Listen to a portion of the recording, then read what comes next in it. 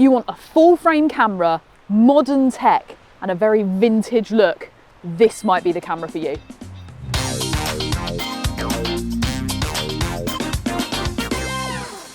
It's no secret that for the last little while, Fuji have very successfully been creating vintage styled cameras, and Nikon wanted in. So we've already seen the Nikon Zf, that's got an APS-C size sensor in there, and now we have the Nikon Zf with a full frame sensor. It is solid. We've got metal top and bottom plates, and even these dials are brass underneath, so as you use this over years and years, this will all wear down and look patinaed and beautiful.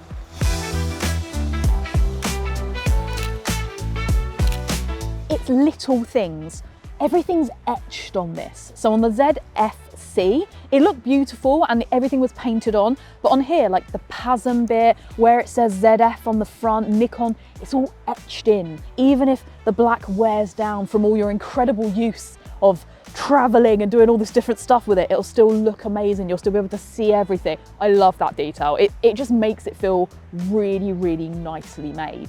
As you can see, we've got a central viewfinder on this camera, which gives us this kind of DSLR style prism in the center, and it just lifts the height of the camera a little bit, which I think is fine, to be honest, because if you are looking for something smaller to travel around with, something that fits in a really small bag, then you're more likely to go for like the Nikon Zf, or maybe even something like a Fujifilm X100 if you really want to save space.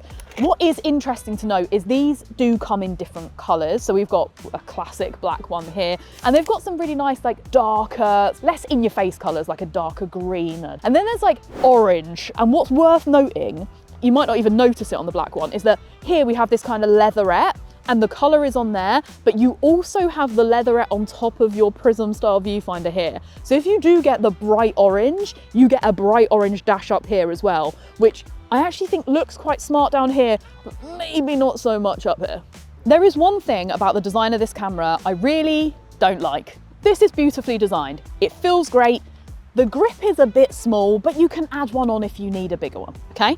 What I don't like is this screen. It looks lovely, it's a lovely screen, there's nothing bad about it in terms of the usability, and in general, I am a massive fan of a fully articulating screen.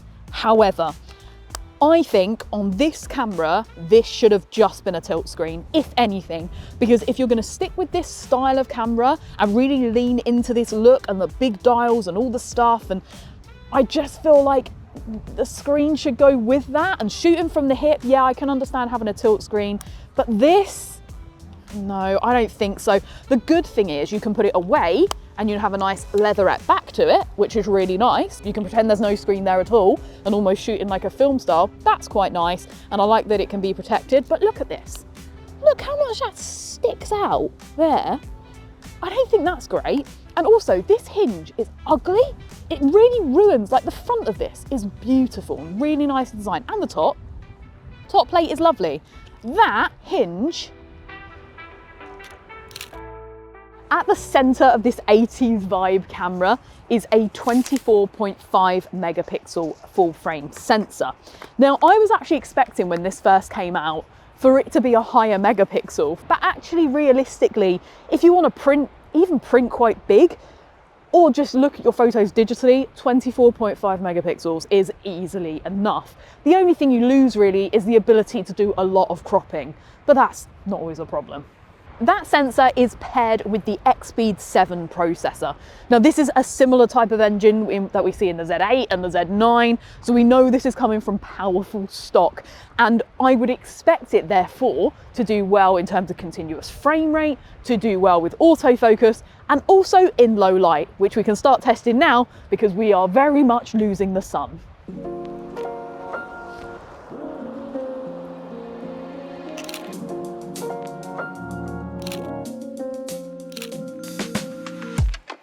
Now it's getting really dark, I'm really pushing my ISO. So the standard range is 100 to 64,000. On the wheel up here, you get 100 to 51,200 and then an extra dot, which is your 64,000. But it is expandable from 50 to 204,800. Probably wouldn't use it up there, but I'm just gonna take some higher ISO pictures now so you can see exactly what it looks like.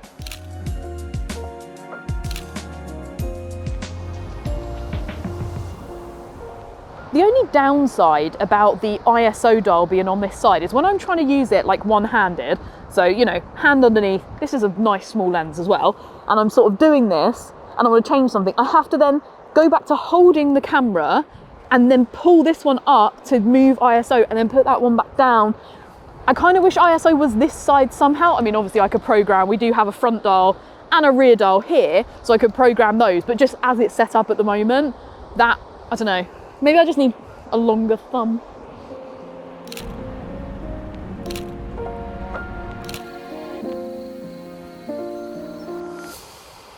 We have basically completely lost the light now. It is very, very dark, and I am having no problems with this autofocusing still. It's doing really, really well. This can focus down to -10 EV, which is such a low amount of light. That is ridiculous. When you talk about -7 EV, which a lot of cameras can do now, I generally describe that as a single candle in a very dark room. So -10 is really just a really dark room, and you've forgotten the candle. In this situation here, Jakob's behind camera, and straight away it's autofocus. And I'm at an ISO 8000, so we really don't have much to work with. My question is, how does this perform when we have any light to work with, like in the daytime? Now we've got some daylight, we can take a look at the AF. So we're going to start off with an eye autofocus test with Jakob, who's behind the camera today. I've got the Ninja Atomos. That's not me. Right, so we're in high plus, AFC 3D tracking for humans. Do a jump.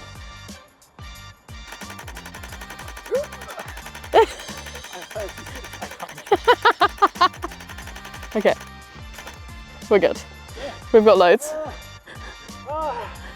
It did really well with the IAF, and you do have other subject detection modes. So we have vehicles and aeroplanes as well as animals, which we just got to test on a very, very cute little puppy.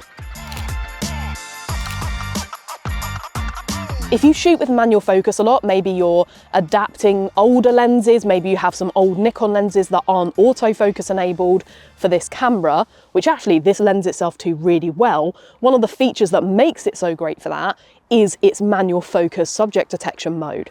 Now what you can do in manual focus is you can put subject detection on, and it will actually detect the subject without obviously moving the lens. It will turn the focus point green when you are in focus. So it just really helps you get a visual representation. And because Z-mount lends itself so well to adapting lenses because of that short flange distance, I feel like that's going to be a great feature for a lot of people out there.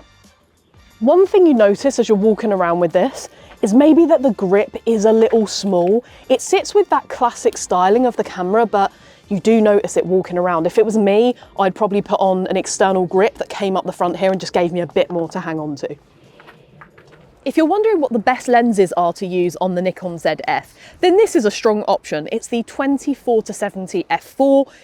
It's nice and small, it's versatile, but it does have that modern look. So if you are buying the ZF for its vintage vibe, this might not be the one for you. However, Nikon have made a 28mm and a 40mm SE set of lenses, and those two are styled in the original Nikon look. We've got the rubbers with the little angular bits. We've got the silver aperture ring look, because they don't have aperture rings, which some people are a bit annoyed about, but they definitely look the part. So if you're buying the camera for that reason, one of those two might be the lens for you. I've been using that 28mm SE quite a lot whilst testing this camera, and actually it's really nice. It's small. It's not very front heavy, which means the smaller grip doesn't feel like a problem. But if you've got anything on that's bigger than this 24-70, maybe, yeah, then you'd want to adapt that grip because it might feel a little bit front heavy for you. It's quite an odd mix of modern and retro. You have the very retro styling, but they still put in the fully articulating screen. So if you are a content creator, you do some filming of yourself, that's there. You have the PASM settings, but you also have the very manual dials. You have the look, but you have all of the modern tech inside. So it's really quite a good compromise between the two vibes. And I can't really put this in a niche. I think if you're looking to adapt lenses, you already have some Nikon kit, maybe you're shooting Z7, Z9, and you want something for your daily, this works really well. Seeing what it can offer, you know what you want, you'll know if this is the right camera for you. But if you do have any questions, please pop them in the comments. We'll try to get back to you with all the info that we have on this camera. For now, a massive thank you for watching, and I hope you join us in the next video from MPB.